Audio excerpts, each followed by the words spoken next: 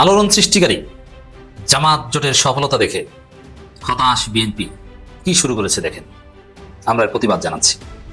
দর্শক, জামাত যে জোট করেছে রাজনীতিতে আলোচ্য বিষয় এটাই, এবং জামাত জোরে বিএনপি দৃশ্যপটের বাইরে চলে গিয়েছে। সেই জায়গায় বিএনপি এখন দিক বিদিক ছোটাছুটি করছে। বিএনপি অনেকটা ভারসাম্য হারাচ্ছে। বিএনপির মনোবল ভেঙে পড়ছে। বিএনপির কোনো পলিসি কাজে আসছে না, কোনো আই হ্যাভ এ প্ল্যান এখন চলে না। তো এখন বিএনপি ভোটের নানান বিষয়ের বিরুদ্ধে কুচ্ছা রটনা শুরু করেছে। জয় বাংলা, নুরু ভাইয়ের সালাম নিন, এসেছে আবার শুভ দিন, ডেকেছে নুরু ভাই কইরে আলাউদ্দিন। না, আলাউদ্দিন আবার আমার বন্ধুর নাম। তবে সময় আসছে দলে দলে আওয়ামী লীগ যোগ দিতে পারে। কোথায়? গণ অধিকার পরিষদ। সাবেক শিশু লীগ নেতা মানে আমাদের নুরু ভাই এখন আবার অবশ্য বিএনপির পক্ষে, মানে বিএনপির ধানের শীষের উপর ভর করে পাশ করতে যাচ্ছে। সারা বছর আওয়ামী লীগের সবচেয়ে বড় কট্টর সমালোচক ভিপি নুর, হঠাৎ করে কেন আওয়ামী লীগের প্রতি এত ভালোবাসা? সৈনিক ভাইরা, আপনাদের একটা কথা বলি, দেখেছেন তো আপনাদের জেনারেলরা এই বিএনপি রে ক্ষমতা টানার জন্য দিওয়ানা হয়ে গেছে। শুনেছি ইলেকশন নাকি সিস্টেম করবি, ইন্ডিয়ার সাথে নাকি কথাবার্তা পাকা হয়ে গেছে। আপনাদেরকে দিয়েই নাকি সিস্টেমটা করাবি আর কি, বুঝছাও? ওই 2008 সালের ইলেকশনের মতো, 111 ইলেকশনের মতো। আপনারা জানেন কি করবেন? আপনারা নিজের বিবেকে কাজ করেছেন। বাংলাদেশ একটা ইনসাফের বাংলাদেশ, একটা ইনসাফের রাষ্ট্র যদি চান, তাহলে এই নির্বাচন যেন অবাধ নিরপেক্ষ হয়, সেটা আপনাদের উপরে নির্ভর করবে। কোন সাপ প্রলোভনের কাছে মাথা নত করবেন না।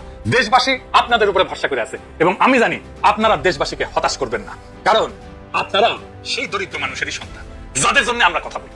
আসেন আমরা আগামী নির্বাচন অবাধ নিরপেক্ষ করে ইনসাফের বাংলাদেশ কায়েম করি, বাংলাদেশকে আবার আজাদ করি। ক্ষমতা টানবেন। দেখেন, বিএনপি ক্ষমতা না আসতে বিএনপি লোকের পাওয়ার বেড়ে গেছে। আজকে বিএনপি লোক ক্ষমতা না পেয়ে বিএনপি মারধর শুরু করছে আমাকে। আপনি বলে বিএনপির কর্মীদের কথা বলেছিলাম। আমি জীবনে একটা মামলা করেছিলাম, সবাই জানেন, রুল কবির রেজবির বিরুদ্ধে। সেই মামলাটা করেছিল আমাদের ডিবি হারুন, আমাদেরকে টেপে ফেলে, আমার পরিবারকে টেপে ফেলে ডিবি হারুন আমাকে মামলা করার আমি প্রথমে বলেছিলাম। কিন্তু এরা যে আমাদেরকে মারধর করলো, যে একটা লোক কেন কোন জায়গাতে মামলা করলো, আমি কিন্তু মামলা কোনো যাইনি। আজকে বিএনপির লোক আমার পর কি হারে মারধর করছে সারা বাংলাদেশের শব্দ দেখছেন আপনারা।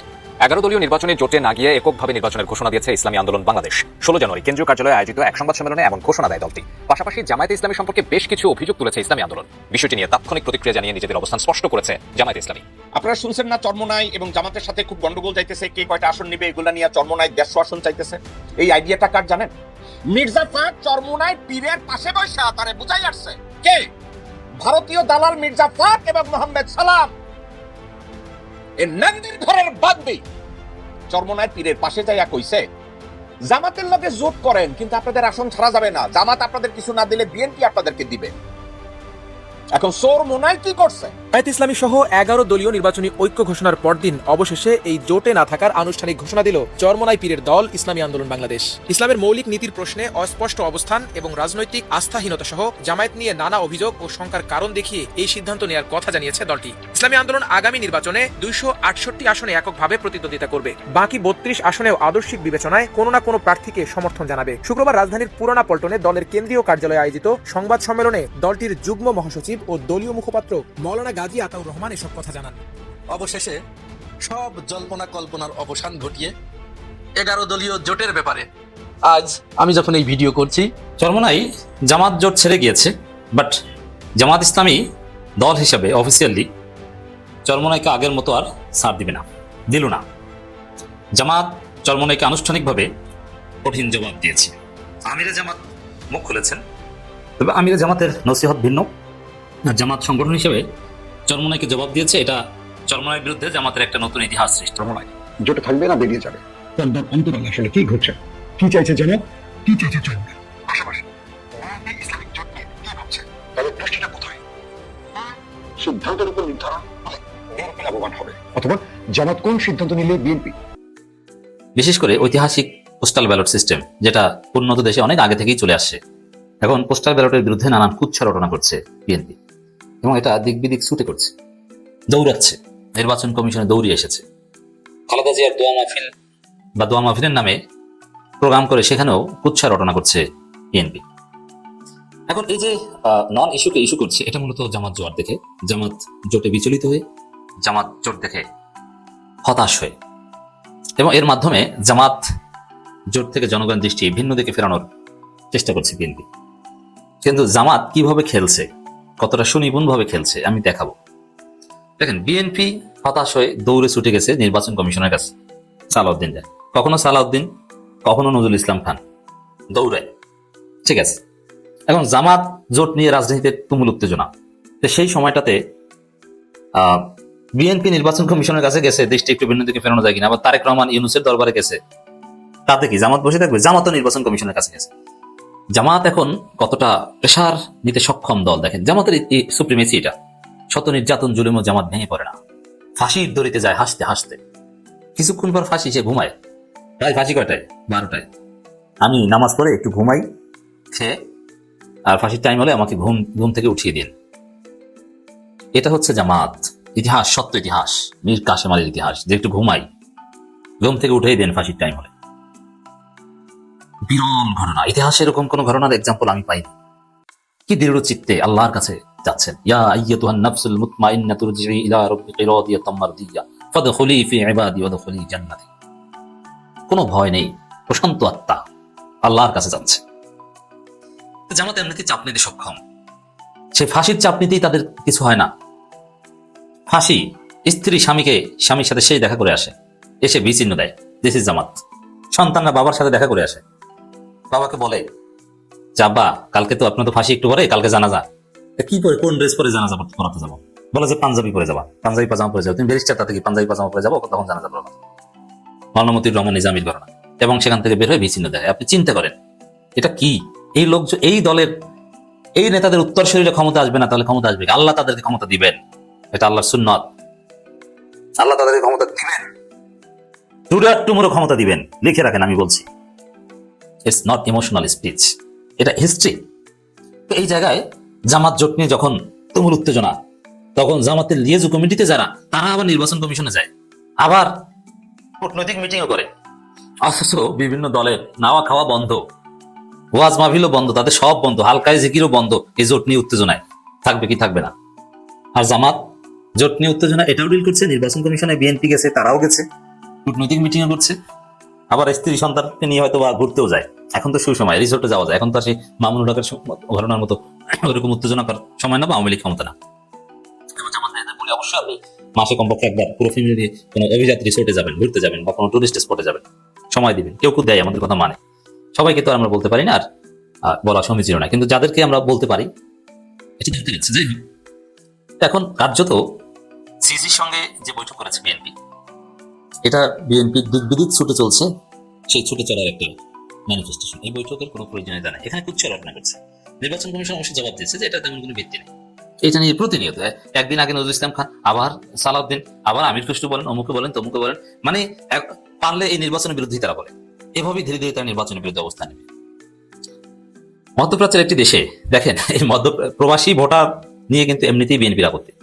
প্রবাসী ভোটারদের বিরুদ্ধে স্পষ্ট অবস্থান নিয়েছিল বিএনপি, যে প্রবাসীরা তো আরামে থাকে, তাদের ভোট দেওয়ার দরকার কি? পাপিয়া বলেছিল না, হারুনের বউ পাপিয়া, গলাবাজ মহিলা, গালিবাজ মহিলা, গলাবাজ প্লাস গালিবাজ। দর্শক, এই মধ্যপ্রাচ্যের ভোটার, মধ্যপ্রাচ্যের প্রবাসী, এদেরকে নিয়ে কটাক্ষ করেছে বিএনপি।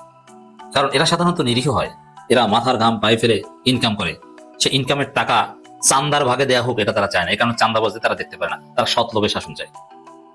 এই কারণে বিএনপির ক্ষোভ। এই মধ্যপ্রাচ্যের ভোটার, প্রবাসী ভোটারদের প্রতি বিএনপির যত ক্ষোভ, কারণ প্রবাসী ভোটারদের যত ভোট দেবে তার 80%-এর ঊর্ধ্বে ভোট পাবে জামাত, তারও বেশি, 90% হতে পারে। বিএনপি 10% ভোট পায় কিনা সন্দেহ আছে। বিএনপি মধ্যে প্রবাসীরা বিভিন্ন ভিডিও বানায় দেখেছে। একজন লিখেছেন, ভাই জামাত শিবির যে কি জিনিস আমি বুঝতে পারছি, আমার পক্ষে 2-4টা ভিডিও বানাই ছাড়েন। তার মানে প্রবাসী বেসিক্যালি জামাত ডমিনেটেড। কারণ কি, ওই যে কষ্ট করে ইনকাম করার টাকা দেশে পাঠাবে, আর সেই টাকা বিএনপি চান্দা হিসেবে নিবে, চুরি করে ছিনতাই করে নিবে, এটা তো হতে পারে না। এই কারণে তারা চান্দাবাজ মুক্ত বাংলাদেশ চায়। মধ্যপ্রাচ্যের একটি দেশে বাংলাদেশ নির্বাচন কমিশন পাঠানো পোস্টার ব্যালটে একাধিক খাম একসঙ্গে গণনার ভিডিও সামাজিক যোগাযোগ মাধ্যমে ছড়িয়ে পড়ার ঘটনা গভীর উদ্বেগ প্রকাশ করেছে বিএনপি। এ নিয়ে দুপুরে রাজধানী আগারগাঁও নির্বাচন কমিশনের প্রধান এটা একটা বিচ্ছিন্ন ঘটনা নিয়ে ব্যাখ্যা দিয়েছে। আর অন্য কারো তেমন উদ্বেগ নাই যত উদ্বেগ বিএনপির। বোঝা গেল যে বিএনপি এটাকে ভয় পায়। এটা যদি অতি সিরিয়াস হতো তাহলে সব দল এটা নিয়ে কথা বলতো, কিন্তু কেউ কিন্তু এটা নিয়ে তেমন সিরিয়াস না। নির্বাচন কমিশনের ব্যাখ্যায় অনেকেই কনভিন্সড। 2 দিন আগে ওই তারেক হাইপ কিছুটা যখন ছিল, তখন আর আইনি ব্যাখ্যা উদ্বেগ ছিল না, তখন সব ঠিক। এমনকি জামাত, চরমোনাই, এনসিপি নির্বাচন কমিশনে যে লেভেল প্লেইং ফিল্ড বিষয়ে অভিযোগ দিয়েছে, ওইটা বলেছে যে এটা ঠিক হয়নি, সব ঠিক আছে। আর এখন বলছে যে না, কিছু ঠিক নেই, এখন উদ্বেগ জানায়, মানে তারা পরাজয় দেখতে পাচ্ছে। জামাত জয়ে বিএনপি দিশেহারা।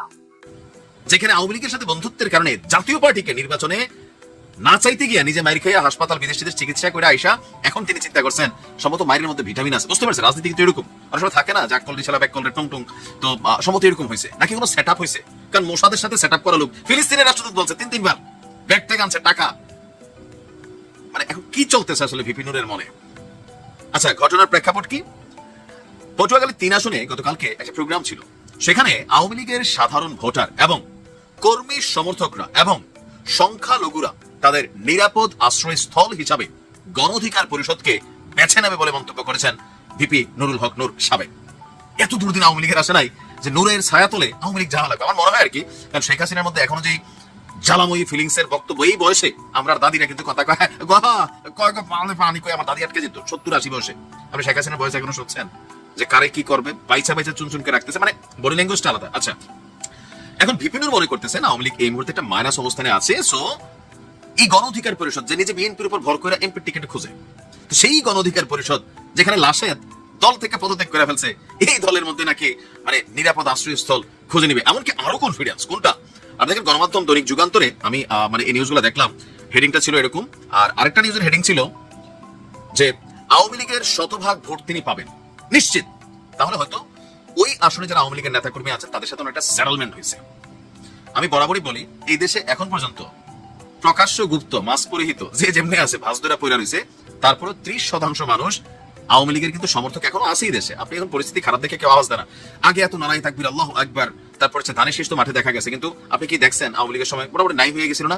এই দেশেই তো তারা ছিল, এখন কই থেকে আসছে এত কিছু?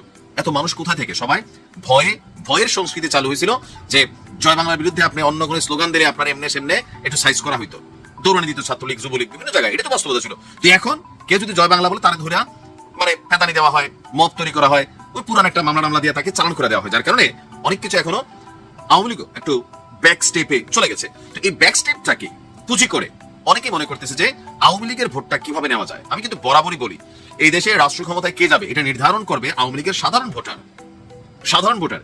বিএনপি জামাত তাদের নিজের ভোট দিয়া এককভাবে ক্ষমতায় যেতে পারবে না যদি আওয়ামী লীগ বেকা বসে। তো শেখ হাসিনা পলাতক, বাকিরা পলাতক, কিন্তু আওয়ামী লীগের ভোটাররা তো এই দেশে রয়ে গেছে। আমি যদি ধরি তথ্য অনুযায়ী বা সূত্র অনুযায়ী 5ই আগস্ট পরবর্তী আজকে 17 মাসে বাংলাদেশ থেকে ধরেন আওয়ামী লীগ যদি ধরেন সারা দেশ মিলিয়ে কত জোর 10,000 20,000 এর বেশি নেতা কি ভাগে নাই তো? অ্যারেস্ট হয়েছে অনেকে, বাংলা জামিনও পাইছে, আবার অনেকে জেলেও আছে, দেশে আছে, এমনকি প্রত্যেকটা ভোটার যারা বিদেশ আছে তারা ভোটার না, তারা তো বিদেশ থেকে পোস্টাল ব্যালটে ভোট মারতে পারে ভিপি নুরুল হক নূরকে। এখন ভিপি নুরুল হক নূর তিনি কেন আসলে শতভাগ নিশ্চিত হয়ে গেলেন যে আওয়ামী লীগ তারে ভোট দিবে? চলুন দেখি এটাও একটু। তো তিনি মনে করতেছেন যে আওয়ামী লীগের আমলে তার ফুফুর বাড়িতে ঈদের দাওয়াতে গেলে সে সময় আওয়ামী লীগ এবং কি সহযোগী সংগঠনের নেতাকর্মীরা তার উপরে হামলা করছিলেন, কিন্তু উদারতা এটা আছে, এটা সত্যি, আমি এটাকে প্রশংসনীয় মনে করি যে তিনি এই কাজটা করছেন। কোনটা? যে হাজিরহাট লঞ্চঘাট এলাকায় ঢাকা যাওয়ার সময় তাকে বাধা দেওয়া হয়েছিল, কিন্তু জুলাইয়ের পর চাইলে ভিপি নুরুল হক নূর এই সকল বিষয়ে মামলা করতে পারতেন, তবে তিনি তা করেননি। জুলাইয়ের পর 10 মিনা থানায় কিছু নেতাকর্মী মামলা বাণিজ্যে জড়ালেও তার দলের কোনো নেতাকর্মী এতে যুক্ত ছিল না। আমি যদি ভোট পাওয়ার মতো কাজ করি আওয়ামী লীগের সমর্থকরা ভোট দেবেন, এইটা হচ্ছে রিয়েল কথা। শতভাগ পাবেন এটা বলা উচিত না। যে ভালো কাজ করে, যে সাধারণ মানুষের ক্ষতি না করে, ভাই ক্ষমতা তো চিরস্থায়ী না। আওয়ামী লীগের ক্ষমতা পতন দেখে তাদের ভিতরে শিক্ষা না হয়েছে, এরার শিক্ষা আরেকবার অন্যভাবে হবে। সো আপনি একটা এমন যেন না হয় আপনি দেশ ছেড়ে সত্যি গোষ্ঠী সব পালাইতে হয়, সবাই তো পালাইতেও পারে না। নেতারা পালাই গেছে, সব কি পালাইতে পারছে? জেলে টেলে আছে না, মাইট খাইছে না, এরকম তো আছে। সো আপনি ক্ষমতায় গেলে আপনার কর্ম দিয়ে আপনাকে আগামী দিনে কিভাবে আপনি এলাকায় থাকতে পারবেন, ক্ষমতা থেকে সরে গেলেও সেই কর্ম সুনিশ্চিত করা জরুরি। রাজনীতি মানে জনসেবা, পকেট সেবা না। তবে ভিপি নুরুল হক নূরের এমন বক্তব্যে পজিটিভ আলোচনা আছে, নেগেটিভ আলোচনা আছে, সমালোচনাও আছে, প্রশংসাও আছে। তবে ভিপি নূর বরাবরই খুব কৌশলবাদী ক্যারেক্টার, আর ইসরায়েলের সাথে খুবই ভালো সম্পর্ক আছে, টাকা পয়সা ভালোই আছে, নিচে মানে কিন্তু আমার কথা না, গণমাধ্যমের কথা। আমি মনে করি ভিপি নূরের এই বিষয়টাকে একটু পরিষ্কার করা দরকার। রেজা কিবরিয়া যে অভিযোগ আনছে, ভালো থাকুন। কি চাইছে চরমোনাই? পাশাপাশি বিএনপি ইসলামিক জোট নিয়ে কি ভাবছে? তাদের দৃষ্টিটা কোথায়? কোন সিদ্ধান্তের উপর নির্ধারণ হলে বিএনপি লাভবান হবে, অথবা জামাত কোন সিদ্ধান্ত নিলে বিএনপি চাপে পড়তে পারে? এই রাজনৈতিক সমীকরণগুলো এখন দুর্দান্ত মাস্টার স্ট্রোকে চলছে। বলা হচ্ছে জামাত শেষ পর্যন্ত একটি মাস্টার স্ট্রোক খেলছে। তারেক রহমান তাকিয়ে আছে আগামী নির্বাচনে বিএনপিকে জয়ী করতে হলে তাকে কোন চালটি দিতে হবে শেষ সময় এসে। চলো এই বিষয়গুলো বিস্তারিত আলাপ করবো আজকের লাইভ সেশনে। কালকে পর্যন্ত খবর হলো জামাত বা ইসলামিক যে জোটটি, সেই জোটটিতে একটি আসন বন্টন হয়েছে। পূর্বে আমরা দেখেছি যে জামায়াত ইসলামী প্রায় 200 আসন নিজের ঘরে রেখে বাকিগুলো তারা বন্টন করেছে। তো এই ক্ষেত্রে আমরা প্রথম থেকে যে আসন বন্টনের খবরগুলো আপনাদের দিয়েছিলাম সেখানে কিছু পরিবর্তন এসছে। সেই পরিবর্তন দেখা গেছে যে জামায়াত ইসলামী নিজেদের ঘরে রেখেছে, অর্থাৎ তাদের পক্ষে রেখেছে 179, অর্থাৎ 179 179টি আসন জামাত তার পক্ষে রাখছে। বিপরীতে এনসিপি কে জামাত বা ইসলামী জোট দিচ্ছে 30টি আসন। বাংলাদেশ খেলাফত মজলিস তাদেরকে দেওয়া হচ্ছে 20টি আসন, খেলাফত মজলিস তাদের দেওয়া হচ্ছে 10টি। একটি হলো বাংলাদেশ খেলাফত মজলিস, অন্যটি খেলাফত মজলিস। এই দুটো মিলে 30টি পাচ্ছে, 20 এবং 10। এলডিপি সেটি পাচ্ছে 7টি আসন, এবি পার্টি 3টি আসন, বাংলাদেশ ডেভেলপমেন্ট পার্টি 2টি আসন, নিজামে ইসলাম 2টি আসন। তো এখানে এই আসন বন্টনের পর নবী আর থাকে 45 বা 46টির মতো আসন। এই আসনটা খালি রেখেছে জামায়াত ইসলামী। তাদের পরিকল্পনা হলো যদি ইসলামী আন্দোলন বাংলাদেশ মানে চরমোনায় যদি আসে সেক্ষেত্রে এই আসনটা তাদের দেওয়া হবে। এটা ছিল কালকে রাতে জামায়াত ইসলামীর প্রেস ব্রিফিং এবং সিদ্ধান্তের আলোকে আসন বন্টন। কিন্তু ভেতর থেকে যে খবরগুলো আমাদের কাছে বারবার আসছে এই মুহূর্তে, বা চরমোনাই শিবিরের সাথে আমাদের আলাপচারিতার মাধ্যমে চরমোনাই শীর্ষ দুজনের সাথে আমার কথা হয়েছে কয়েক দফা রাতে। তো সেখানে আমি এইটুকু বুঝতে পারছি যে হয়তোবা এখন পর্যন্ত যদি রাতের পর সকালে কোনো সিদ্ধান্ত পরিবর্তন না হয় সেক্ষেত্রে চরমোনাই এই জোট থেকে বেরিয়ে যেতে পারে এমন একটি আভাস তারা দিয়েছে। চরমোনাই এই জোট থেকে বেরিয়ে যেতে পারেন এমন একটি আভাস তারা দিয়েছেন। তবে আজকে বোধহয় তারা বিকেলের দিকে একটি প্রেস কনফারেন্স করে তারা এটা জানাবে। এখন বিষয়টা হলো যে যদি চরমোনাই জোট বেরিয়ে যায় তাহলে কি হতে যাচ্ছে আগামী সময়গুলোতে, বা জামাত জোট কি কোনো রকম বড় চাপে পড়ে যাবে, এটা নিয়েও এখন বিভিন্ন ভাবে বিভিন্ন মহলে কথা হচ্ছে। প্রশ্ন করতে পারি জামাত ইসলামকে। আমি জামাতের একজন শীর্ষ নেতার সাথে কথা বললাম, আমার কি সিদ্ধান্ত নিচ্ছে যদি চরমোনাই বেরিয়ে যায়। জামাত বলছে তারা এই ইসলামী জোটটাকে ধরে রাখার জন্য সর্বোচ্চ স্যাক্রিফাইস করার ইচ্ছা পোষণ করছে, এবং তারা বারবারই ইসলামী আন্দোলন এই জোটের সাথে কথা বলছে, জোটের বিভিন্ন দলের সাথে কথা বলছে। কালকে একটি গুরুত্বপূর্ণ বৈঠক হয়েছে, অনেকটা গোপনীয়তার সাথে বলা যায়, আবার ওটা বলা যায় রুদ্ধতার বৈঠক। সেখানে এনসিপি, এলডিপি, এবি পার্টি, জামাত ইসলামেরা সবাই, মামুনুল হকের সকল গ্রুপগুলো বসছে। তো সেই গ্রুপে আমরা যতটুকু খবর পেয়েছিলাম যে চরমোনাই ছিল না, তারপরে তারা প্রেস কনফারেন্সটি করেছে। এখন প্রশ্ন হলো যে চরমোনাই জামাতে থাকলে এই জোটটি শক্তিশালী হবে বা জামাত লাভবান হবে, নাকি চরমোনাই বেরিয়ে গেলে বিএনপির লাভ হবে। এটারও যদি আমরা একটু হিসেব মেলাতে চাই সেক্ষেত্রে যেটা বুঝতে পারি যে জামাতের মতো একটা বড় গ্রুপ চাইছে তারা মানে চরমোনাই এই জোটে না থাকুক। কারণ চরমোনাই প্রথমে জামাতের কাছ থেকে 100 আসন চেয়েছে, এর পরবর্তী তারা 70 থেকে 80টি বা 80 থেকে 70টি আসন চেয়েছে, তারপরে তারা নেমেছিল 60টি আসনে। এখন পর্যন্ত তারা 60 আসনে বহাল রয়েছে। এই জোটে তারা থাকবে যদি জামাত তাদের শেষ পর্যন্ত 60টি আসন দেয়। আর জামাত সর্বোচ্চ প্রথমে তাদেরকে 30, 35, এরপর 40। কালকে প্রেস কনফারেন্সে বোঝা গেছে যে তারা 45 থেকে 46টি আসন সর্বোচ্চ দিতে পারে এই দলটিকে। এরপরে মোটামুটি চরমোনাই সিদ্ধান্ত নিয়েছে তারা একক নির্বাচন করতে পারে। আর এই মুহূর্তে চরমোনাই বিএনপি জোটে যাবে কি যাবে না এই প্রশ্নটিও আসছে না, কারণ বিএনপি এই ব্যাপারে কোনো আগ্রহ দেখাচ্ছে না। দুটো বিষয় খেয়াল করো, চরমোনাই যদি জামাত জোটে থাকে সেক্ষেত্রে এটা সত্য কথা যে সারা দেশে 2 থেকে 3% ভোট বাড়বে। চরমোনাইয়ের ভোট সবচেয়ে বেশি রয়েছে বরিশালে। বরিশালে তাদের বলা হচ্ছে কয়েকটি জরিপে যে 6% ভোট আছে বা 7% ভোট আছে। কিন্তু বরিশালের বাইরে সারা দেশে যদি আমরা হিসেব কষি সেখানে 1.5% থেকে সর্বোচ্চ 3% ভোট চরমোনাই রয়েছে। তো বিএনপি বিরুদ্ধে যদি জামায়াতকে ক্ষমতায় যেতে হয়, বিভিন্ন নিরপেক্ষ সংস্থার যে জরিপ, সেই জরিপ বলছে যে জামাত ইসলামের ভোট রয়েছে মানে সকল দলগুলোর যে পারসেপশন সে হিসেবে জামাতের ভোট রয়েছে 35 থেকে 37%।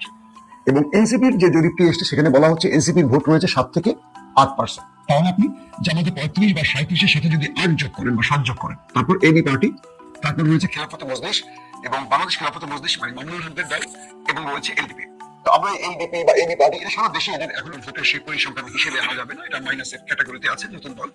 আর এনসিপির ভোটার থাকার কারণ হলো যে তারা জুলাইয়ের একটি দল এবং তরুণদের দল। তরুণদের মধ্যে এই জরিপটিতে দেখা গেছে তাদের জনপ্রিয়তা 7%-এর কোঠায় রয়েছে। তবে এখানে ইন্টারেস্টিং ব্যাপার হলো যে খেলাফতে মজলিস বা বাংলাদেশ খেলাফতে মজলিস বা মামুনুল হকদের এই জামাত ইসলামের জোটে থাকার কারণে যেটা হবে যে কাউমি ভোটগুলো জামাতের ঘরে আসবে। অর্থাৎ বাংলাদেশে একটা বিশাল সংখ্যক ভোট রয়েছে কাউমিদের। পাশাপাশি এই কাউমিরা যদি জামাতের বাইরে থাকতো, এরা জামাতের বিরুদ্ধে প্রচন্ড পরিমাণে প্রচারণা মানে উল্টো প্রচার চালাতো। তো এটি এবার হবে না, কারণ এদেরকে প্রায় 30টি আসন দেওয়া হচ্ছে, 20টি এবং 10টি করে। তো কাউমিদের এই ভোটগুলো জামাতের যোগ হবে। এক্ষেত্রে এই জোট থেকে বেরিয়ে যাওয়ার কারণে সবচেয়ে বড় চাপে পড়বে চরমোনাই। আমি এই বিষয়টি চরমোনাইদের 2-1 যারা শিশুদের সাথে শীর্ষ নেতাদের সাথে কথা হচ্ছে তাদেরকে আমি বলেছিলাম যে আপনারা বড় চাপে পড়ে যাবেন, কারণ এই পর্যন্ত কখনো চরমোনাই কোনো একটি আসন বিজয় লাভ করতে পারেন। আমি আমার আগের লাইভগুলোতে আপনাদের বলেছিলাম যে চরমোনাই প্রবলেমটা হলো রাজনৈতিক ক্যাটাগরিতে চরমোনাই যে প্রবলেমটা পড়ে সেটা হলো এদের ভক্ত অনুরাগী বা অনুসারী যথেষ্ট রয়েছে মোটামুটি বাংলাদেশে, কিন্তু এদের ভোটার কম।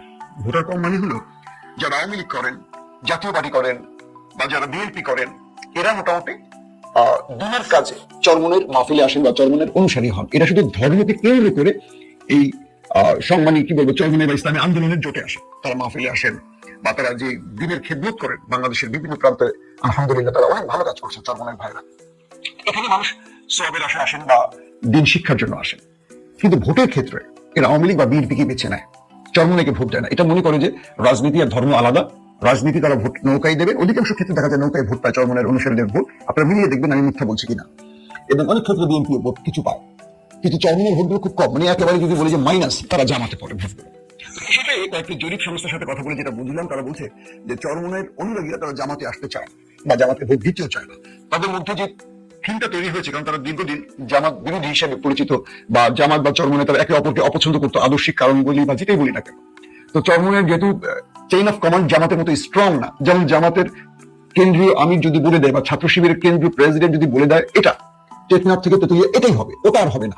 কিন্তু চরমোনাইয়ের আমরা দেখছি যে বরিশালের মতো জায়গায় যেখানে চরমোনাই খুব স্ট্রং, সেখানে তারা কখনো একটা আসন দূরের কথা একটা পৌরসভার বিজয় জিততে পারে না। তাহলে ভোটগুলো কোথায় যায়, এত মানুষ কোথায় যায়? কারণ তারা ভোটের সময় আওয়ামী লীগ বিএনপিকে বেছে নেয়। তো এখন যদি চরমোনাই জামাতের জোটে আসে, নিঃসন্দেহে ইসলামের খেদমত হবে একটি বাক্স, ইসলামের জন্য একটা শক্তিশালী প্ল্যাটফর্ম তৈরি হবে। কিন্তু চরমোনাই জামাতকে এটুকু আশ্বস্ত করতে পারবে যে তাদের সকল ভোট ইসলামী জোটে করবে, নাকি এখান থেকে বিএনপি জামাতের ভাগ হয়ে যাবে, একটা ব্যাপার। তাহলে চরমোনাইকে জামাত যদি 50-60টি আসন দিয়ে দেয়, এই আসনগুলোর অনেক জায়গায় দেখা যাবে যে জামাত বিজয়ের সম্ভাবনা আছে, কিন্তু চরমোনাইয়ের সাথে কোয়ালিশনের জন্য বা জোটের জন্য তাদেরকে দিতে হবে। দেওয়ার পরে দেখা যাবে যে এই আসনগুলোতে জামাতের ভোটে চরমোনাই হবে, কিন্তু চরমোনাই যে আসনগুলোতে জামাতকে ভোট দেওয়া উচিত, চরমোনাই লোকগুলো সেখানে ভোট দিল না। কারণ তাদের অনুসারীদের মধ্যে সেই মাইন্ডসেট আগে থেকে তৈরি আছে।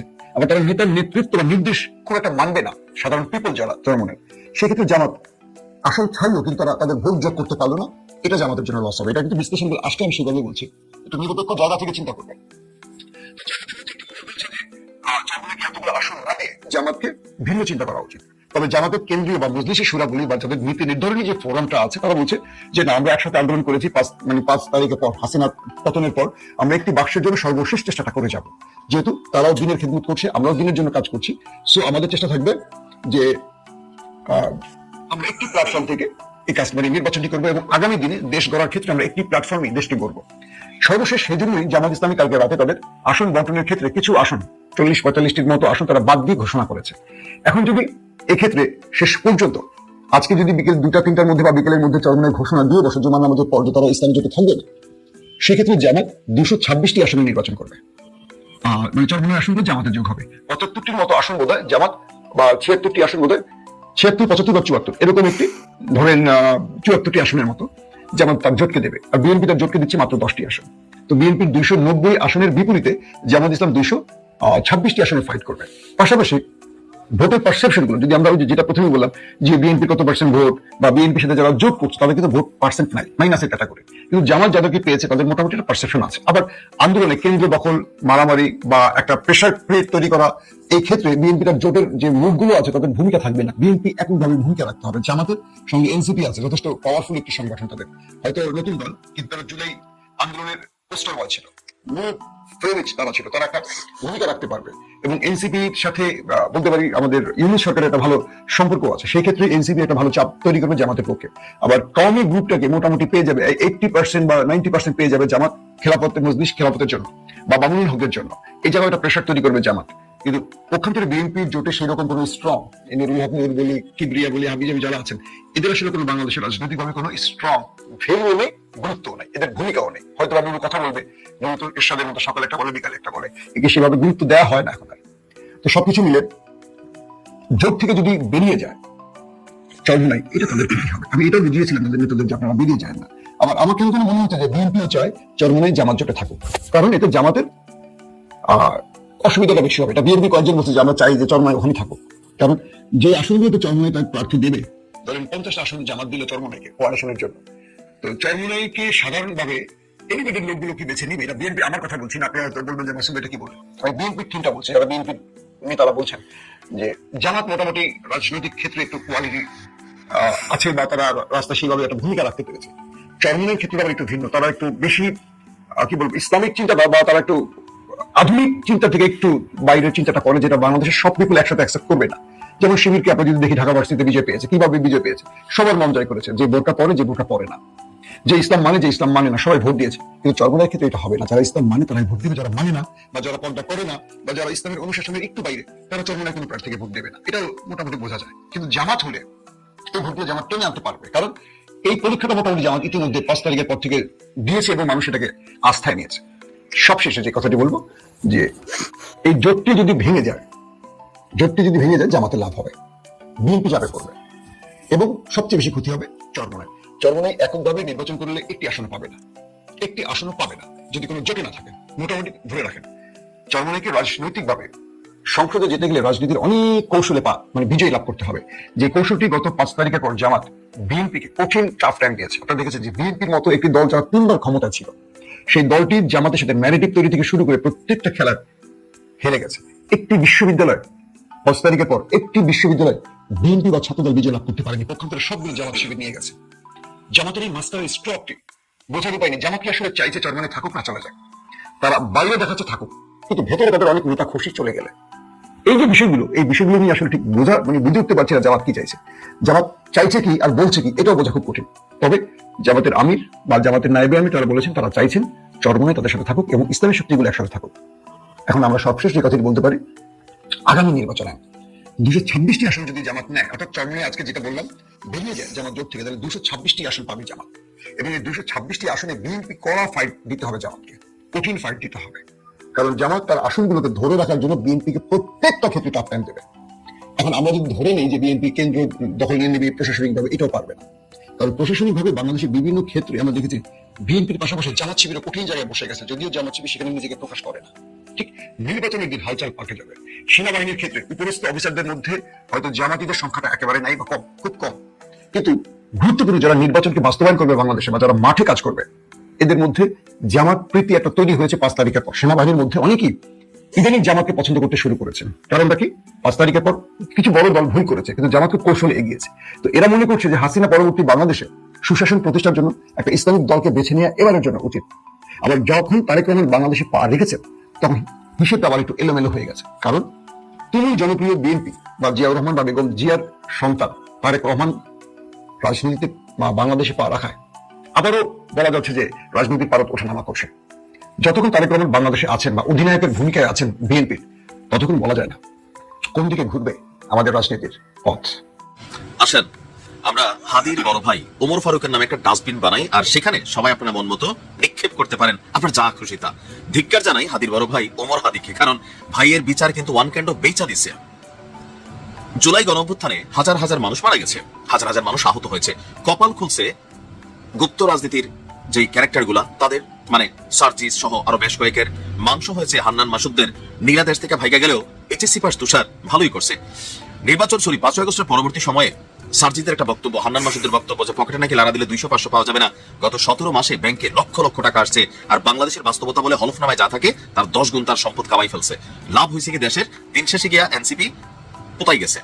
অপরদিকে হাদির বিষয়ে যখন আপনি বিচার যাচ্ছেন, রাস্তায় কান্নাকাটি করতেছেন, পলিটিক্যাল স্ট্যান্ড বাজিয়ে কেউ করতেছেন, হাদির পরিবার যেই সুবিধাটা নিয়ে নিল সরকার থেকে, এই সুবিধার মধ্যে কিছু শর্ত আছে। তো আমি কোথায় বলছি ডাস্টবিন বানাইতে, এবার আসেন যে এই ওমর হাদি এখন থেকে কি করতে পারবে আর কি করতে পারবে না, সে তো তার ভাইয়ের বিচারের দাবিটাই করতে পারবে না। কারণ শর্ত আছে বাবা, তলে তলে সেটেলমেন্ট হয়ে গেছে। ভাইয়ের বিচারকে সে বেচা দিছে সরকারি কর্মচারী হিসাবে, বা যে পদটা বাগাইছে যুক্তরাজ্যের মতন দেশে বউ বাচ্চা নিয়ে যাবে, এর আর বিচার টিচার চায় না। হাদি মারা খাইছে, এটাই বাস্তবতা। যাই হোক, আজকের ব্রেকিং নিউজ হচ্ছে ইনকিলাব মঞ্চের আহ্বায়ক শহীদ হাদির ভাই ওমর বিন হাদিকে যুক্তরাজ্যের বার্মিংহামে অবস্থিত বাংলাদেশ সহকারী হাই কমিশনে 2য় সচিব পদে চুক্তিভিত্তিক নিয়োগ দিয়েছে অন্তর্বর্তী সরকার 3 বছরের জন্য। তো এখানে একটা রাষ্ট্রপতির নির্দেশে আপনার একটা এই প্রজ্ঞাপন জারি করা হয়েছে। তো প্রজ্ঞাপনের কিছু শর্ত আছে। ওমর বিন হাদিকে যোগদানের তারিখ থেকে 3 বছর মেয়াদে এই পদ দেওয়া হয়েছে।